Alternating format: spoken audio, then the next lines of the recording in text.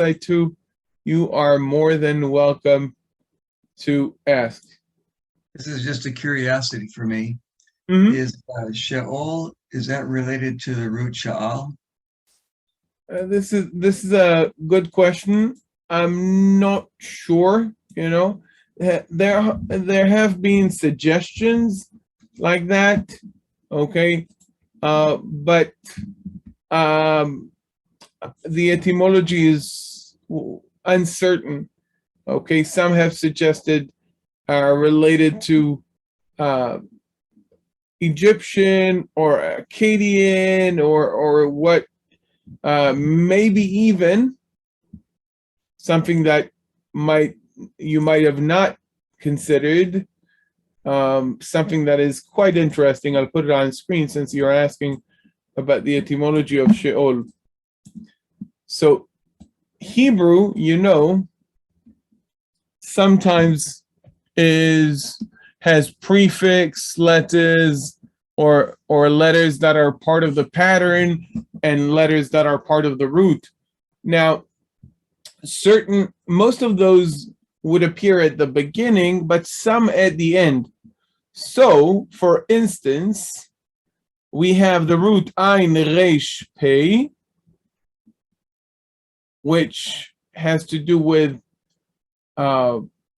clouds, with maybe a little bit of rain. By the way, possibly related to Orpah from the book of Ruth, possibly. There are other suggestions. And we have the biblical Hebrew word for kind of a fog, which is arafel.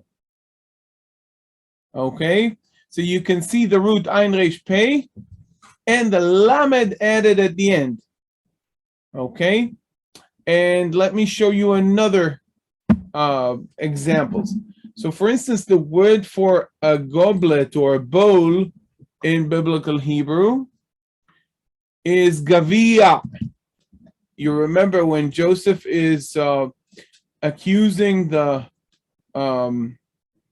brothers of stealing his bowl, he says, "Ved gevi'i gevia hakesef," right? That's my bowl, my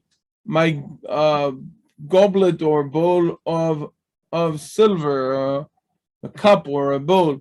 So the root is gimel bet and ayin, related to bowl, and the word giv'ol, okay, is related probably to that root with a lamed preposition. The giv'ol is the flower bud. You can see why. It's the cup of the flower. Okay, giv'ol with a lamed at the end.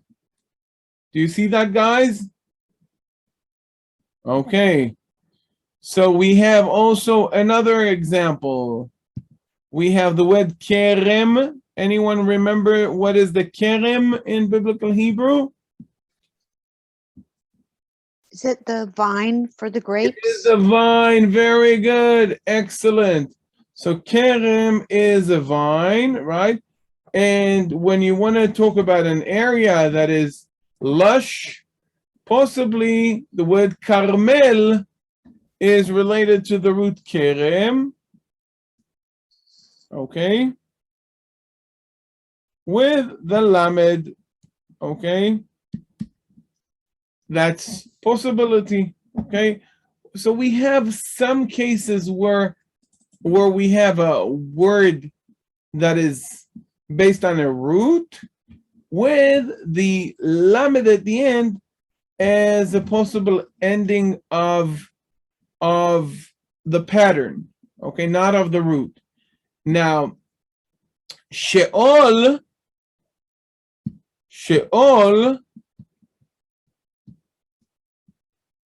have been suggested to be related to the root Shin Aleph and Yod, or Shin Aleph and Vav, or in the lexicons Shin Aleph and Hey, which is a destruction, ruin, devastation, waste. And so it's the place of the destruction. Obviously, for those of you who are familiar a little bit with the modern Hebrew, you know the word shoah is a word that is used almost exclusively to describe the Holocaust. It's a biblical Hebrew word that means ruin or devastation, but in modern Hebrew, okay, it is related to the Holocaust. Some make the connection between the word shoah and the word shav, nothingness, okay?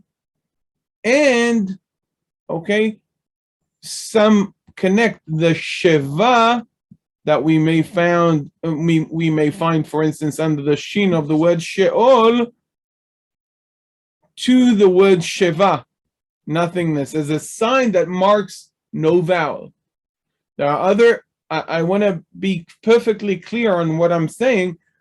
There are other etymological explanations for the some of the words that I've suggested here.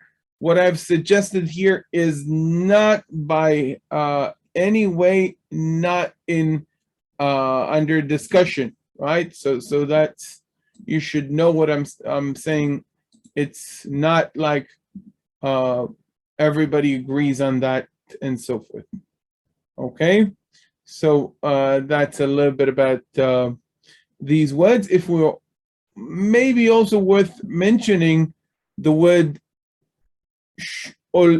shoah, we've mentioned the word Holocaust.